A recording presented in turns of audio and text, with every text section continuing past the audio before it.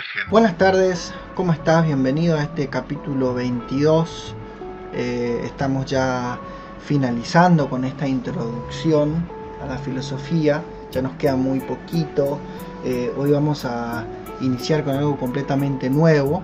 Vamos a dar inicio a la filosofía contemporánea. Vamos a cerrar un poco con esta introducción a la filosofía. Como te decía, no vamos a hacer lo mismo con la filosofía contemporánea porque es súper amplia. Imagínate que esta era, si le podemos llamar de esa manera, inicia a fines del siglo XIX hasta hoy, ¿no es cierto? Hasta nuestros tiempos. Y estamos hablando de cambios radicales. Pero el capítulo de hoy vamos a hacer como una especie de redondeo de lo que viene siendo.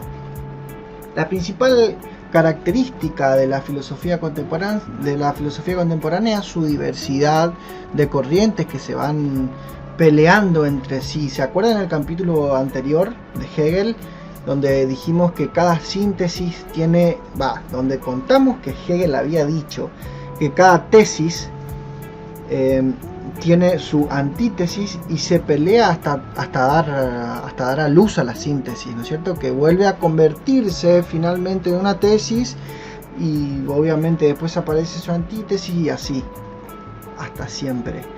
Bueno, esta época es tal cual así. Cada corriente es una tesis y va teniendo sus varias ramas y después surge una nueva corriente o una nueva rama que vendría a ser como la antítesis muchas veces de otra corriente, pero no siempre surge una síntesis, o quizás la síntesis sea la pelea constante o el desacuerdo entre dos grupos, porque van a dar origen a ciertas comunidades que van a ir sumando gente y otros autores y demás.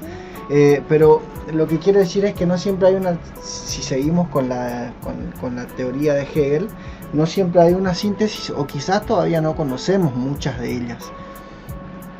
Como en todo lo que venimos haciendo anteriormente, van a haber temas y autores que quedan entre comillas afuera, o va a parecer que nos olvidamos, si es porque sí, porque nos olvidamos, pero seguramente vamos a ir recapitulando. Recuerden que esto es solo una introducción, pero hoy vamos a tratar de hacer una introducción a la filosofía contemporánea y sus referentes hoy, ¿no es cierto?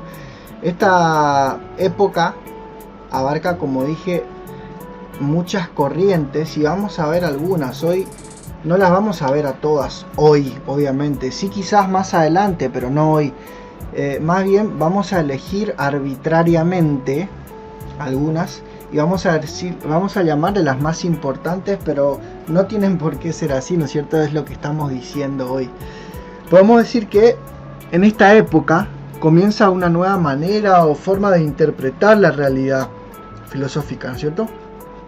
Ya va a dejar de ser un movimiento algo totalmente destinado a la especulación o análisis netamente teórico, sino que va a dar un giro y buscará convertirse en un medio de transformación de la sociedad, en la búsqueda e interpretación de los fenómenos sociales y también científicos relacionados con la actividad del ser humano, ¿no es cierto?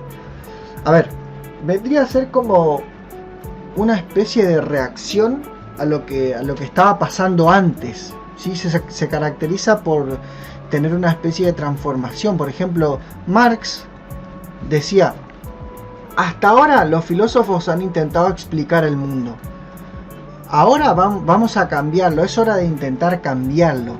Y esto demuestra muy bien lo que va este cambio, ¿no es cierto? O sea, se preocupa ya por inquietudes sociales, también por supuesto políticas y económicas, sobre todo si hablamos de Marx.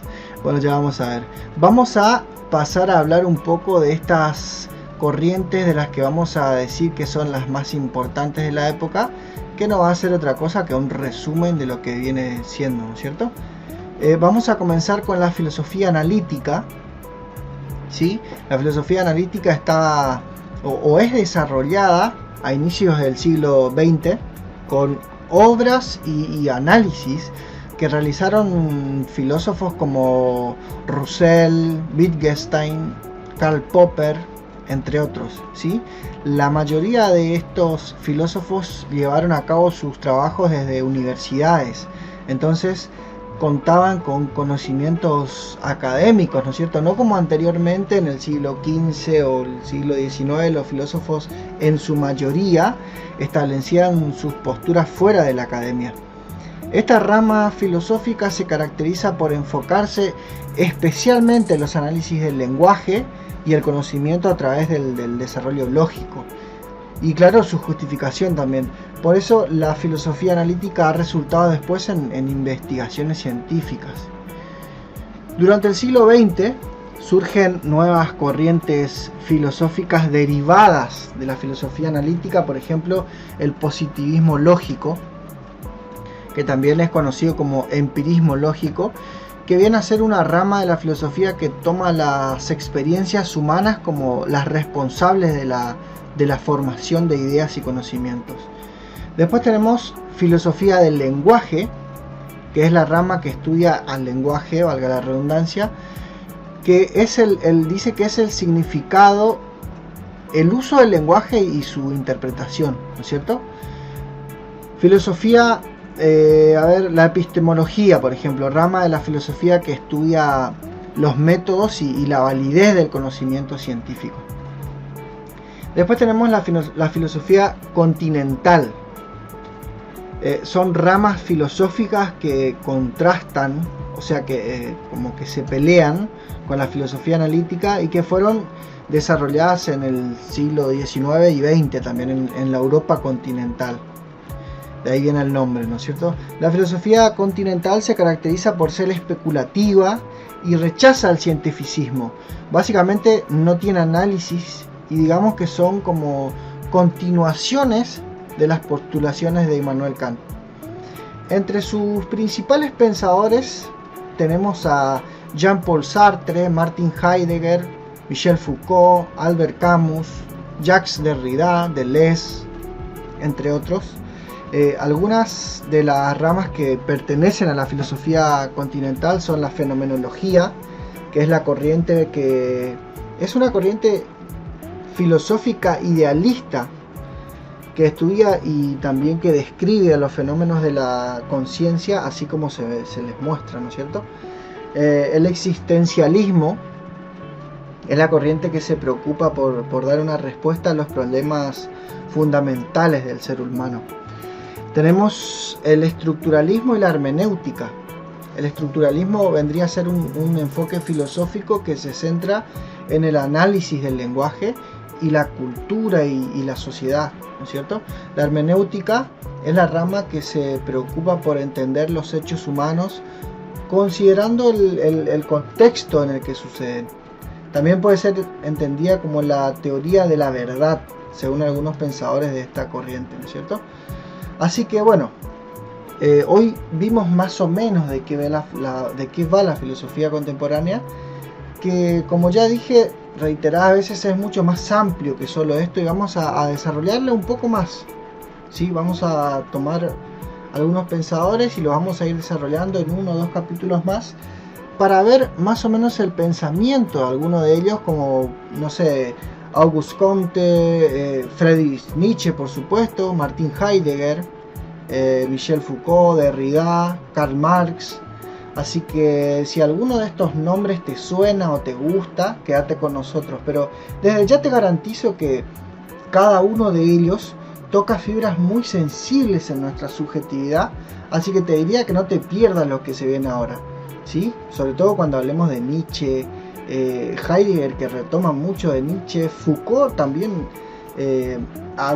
retoma mucho de Nietzsche y nos habla cosas muy grosas acerca del poder. Derrida con temas como que tienen que ver con el lenguaje, y por supuesto Karl Marx cuando viene a cuestionar al capitalismo. Así que bueno, si alguno de estos temas que mencioné anteriormente te gusta o querés, te interesa darte una idea de por dónde viene esta gente, te recomiendo que no te pierdas lo que se viene. Así que bueno, este capítulo cortito lo vamos a dejar acá y la semana que viene vamos a retomar con quizás Comte o a lo mejor Nietzsche. Chau, chau. Desde el margen.